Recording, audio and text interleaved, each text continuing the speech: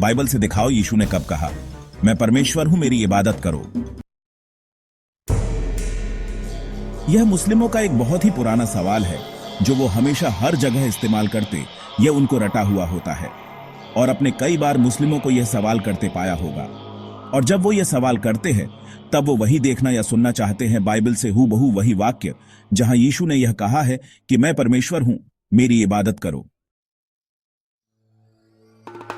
और कई बार हम जल्दबाजी में कुछ वचनों को दिखाना शुरू करते हैं उनको, जो यह साबित कर रहा है कि यीशु परमेश्वर है।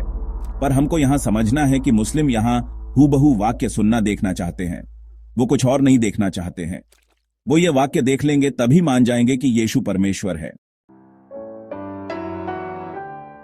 तो आप पहले उनसे पूछिए कि क्या यह काफी है कि अगर किसी ने कहा कि मैं परमेश्वर हूं, मेरी इबादत करो, तो आप मान लेंगे? और अगर यह काफी नहीं है तो फिर आपका सवाल फिर क्यों है जब यह काफी नहीं? दूसरा, अगर यह काफी है तो फिर इतिहास में कई लोगों ने यह कहा है।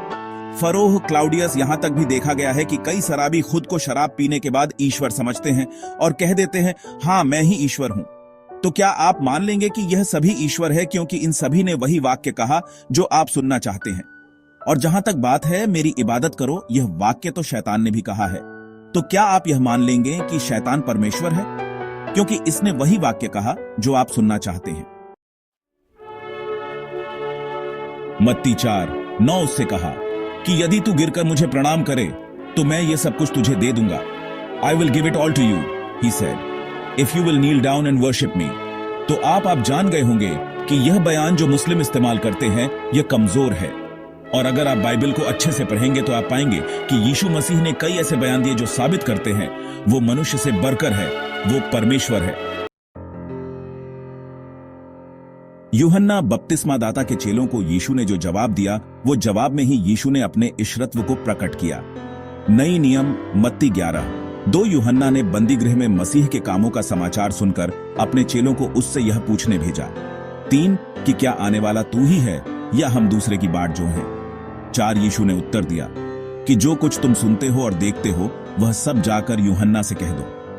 5 के अंधे देखते हैं और लंगड़े चलते फिरते हैं, कोढ़ी शुद्ध किए जाते हैं और बहिरे सुनते हैं, मुर्दे जिलाए जाते हैं और कंगालों को सुसमाचार सुनाया जाता है। 6 और धन्य है वह जो मेरे कारण ठोकर न खाए। और पुराने नियम में यही परमेश्वर के लिए कहा गया था। यशायाह 35:4 घबराने वालों से कहो, हियाव बांधो, मत डरो, देखो तुम्हारा परमेश्वर पलटा लेने और प्रतिफल देने को आ रहा है। हां, परमेश्वर आकर तुम्हारा उद्धार करेगा। 5 तब अंधों की आंखें खोली जाएंगी और बहिरों के कान भी खोले जाएंगे।